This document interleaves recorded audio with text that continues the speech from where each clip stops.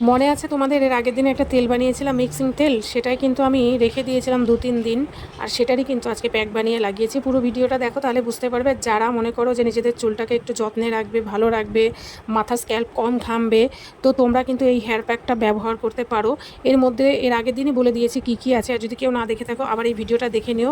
আজকে আমি কাঁচা দিয়েছি, অ্যালোভেরা দিয়েছি, তার সঙ্গে দিয়েছি আরেকটু হচ্ছে নিম পাতা, আর দিয়েছি অ্যালোভেরা, যেটা চুলের হচ্ছে জেলা ফিরে আসবে, আমার চুলটা একদম খসখসে হয়েছে হেয়ার কালার করে। আর দিয়েছি হচ্ছে মুসুরির ডাল, কারণ মুসুরির ডাল কিন্তু মাথার স্ক্যাল্পকে পরিষ্কার করে, প্লাস হচ্ছে তোমার ঘামবে কম মুসুরির ডাল দিলে, ঠিক আছে।